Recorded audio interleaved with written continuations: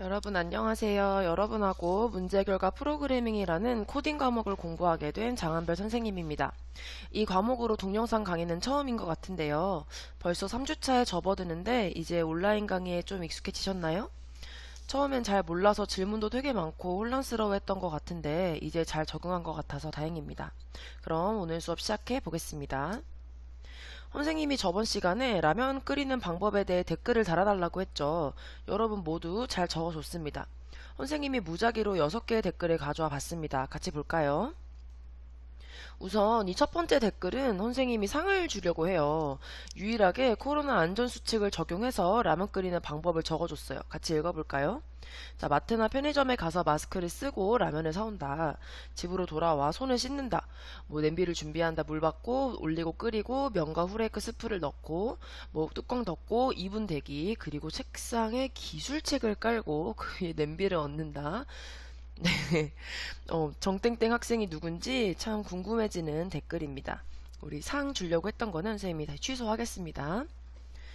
자, 그럼 다음 댓글 읽어볼게요. 꺼낸 냄비에 물을 5분의 3만큼 채운다. 냄비를 가스레인지 위에 올린다. 가스레인지 불을 켠다. 중불로 맞춘다. 그리고 끓기 시작하면 라면 봉지 뜯어서 넣고 어쩌고저쩌고 5분 기다렸다가 불 끄고 맛있게 먹는다. 여러분 다들 이제 라면 이렇게 먹고 있죠? 자, 다음 댓글은 아주 간단한데요. 자, 이 학생은 엄청 간단한데 마지막에 라면을 그냥 먹는 게 아니고 처먹는데요. 자, 선생님이 어떤 부분을 빨간색으로 표시하는지 눈치를 채셨나요? 잘 생각하면서 따라오세요. 자, 그럼 다음 댓글 볼까요? 자, 라면을 꺼낸다. 냄비에 물을 붓고 끓인다. 스프를 넣으려다가 좋아하는 라면이 아니기에 근처 마트에 가서 사온다. 스프와 면을 넣는다. 맛을 위해 케첩 한 숟가락을 넣는다. 식성이 참 독특합니다.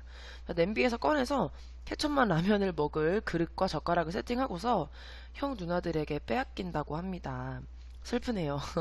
자, 다음 권땡땡의 라면 끓이는 법 봅시다. 이 친구는 라면이 아니고 컵라면이에요. 그쵸? 다른 친구들과는 좀 다릅니다. 자, 이제 빨간 표시의 의미 눈치를 채셨나요? 다른 친구들과는 다른 이 친구만의 독특한 레시피에 선생님이 계속 빨간 표시를 하고 있습니다. 자, 다음은 제일 길고 자세하게 쓴 친구의 레시피입니다. 다른 친구들은 언급하지 않은 내용들이 정말 많죠? 선생님이 너무 많아서 표시를 다 못했습니다. 자, 이렇게 정성 들여서 댓글을 달아준 여러분 모두에게 선생님이 참 고마웠어요. 앞으로도 여러분이 즐겁게 참여할 수 있는 수업을 만들어 보겠습니다. 자, 그럼 이제 라면 끓이는 방법을 알고리즘으로 나타내 볼 거예요. 만약에 모든 일어날 수 있는 상황을 다 고려한다면 순서가 아주 복잡해지겠죠. 여러분의 댓글에 공통으로 들어간 내용을 위주로 아주 간단히 나타내 보겠습니다. 우선 첫 번째 순서는 그렇죠. 당연히 냄비에 물을 채워 끓이기입니다. 그럼 다음은요. 면과 스프 이런 거 넣는 거죠. 그럼 마지막으로 접시에 담아 맛있게 먹으면 됩니다. 우리 아까 댓글에 있었던 귀찮으니 컵라면 사오기, 먹고 싶은 거 없어서 사오기, 불의 세기와 시간 조치적으로 적어주기, 계란 넣기, 파 넣기, 케찹 넣기, 형 누나들에게 빼앗기기, 기술책을 깔기.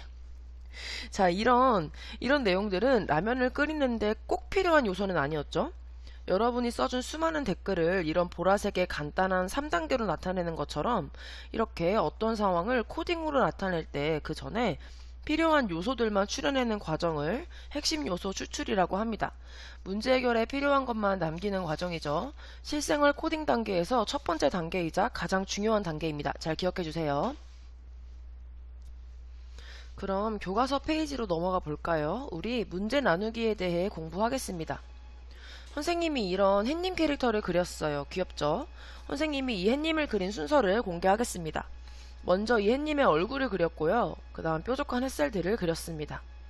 우리 순서 알고리즘으로 나타내보면 이렇게 되겠죠.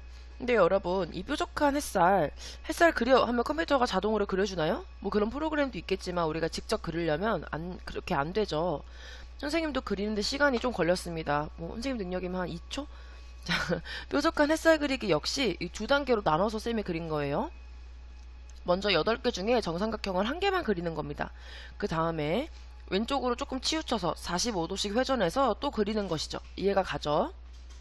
그런데 이 정삼각형도 그냥 뚝딱 나오는 게 아니고 단계를 거쳐 그린 거예요. 먼저 정삼각형의 한 변을 그리고요. 다음 120도 회전해서 변을 다시 그려서 120도씩 회전한 똑같은 변 3개가 만나 정삼각형이 된 것이죠. 이렇게 문제를 여러 단계로 나누어 생각하는 것을 문제 나누기라고 합니다. 그러면 이 햇님 나누기의 정확한 순서를 한번 알아볼까요? 자, 먼저 햇님 얼굴을 그리고요. 뾰족한 햇살 그리기일까요? 아닌 정삼각형 그리기일까요? 두 번째 순서가. 둘 다 아니죠. 자, 왜냐면은 직선 그리기가 우선입니다. 그 다음 120도 회전하겠죠. 이렇게 2번, 3번을 3번 반복해서 만든 정삼각형을 이제 45도씩 회전하여 또 8번 반복하여 그리겠죠. 자, 이 과정이 뾰족한 햇살 그리기입니다. 좀 복잡하죠? 이해 안 가는 친구들은 동영상을 잠깐 뒤로 돌려서 다시 한번 들어보세요. 차근차근.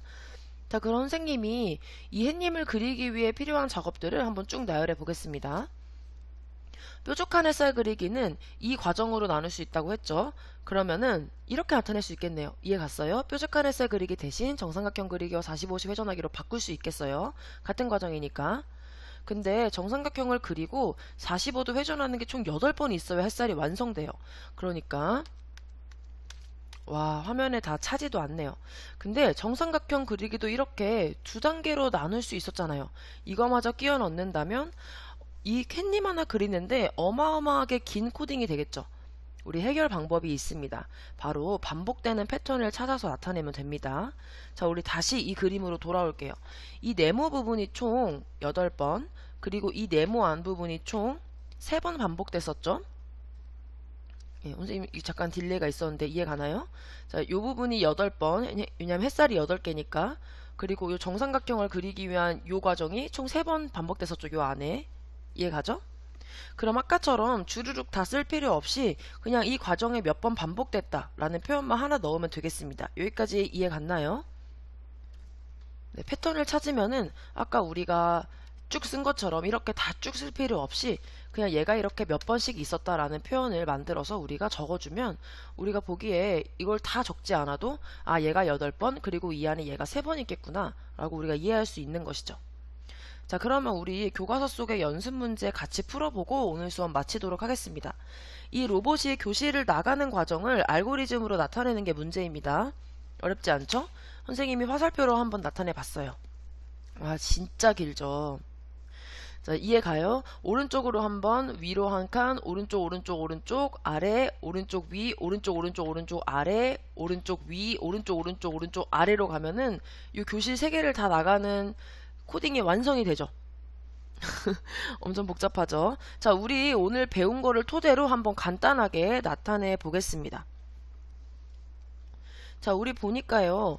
교실 한 칸이 다 똑같이 생겼네요. 그 말은 우리 패턴을 찾은 겁니다.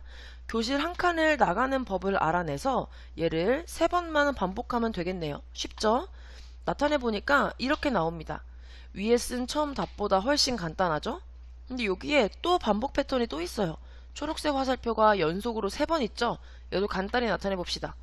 조금 더 줄어들었죠. 이렇게 문제를 단계별로 나누고 패턴을 찾으면 코딩을 아주 간단하고 눈에 잘 보이게 짤 수 있다는 것을 우리 오늘 배웠습니다. 자, 여러분이 작년 정보 시간에 다 배웠던 내용들이에요. 그쵸? 기억이 좀 새록새록 나죠? 얼른 코로나가 진정이 되고 즐거운 실습 시간으로 여러분 만나는 날이 빨리 왔으면 좋겠습니다. 그럼 오늘 수업 여기서 마치겠습니다. 수고하셨습니다.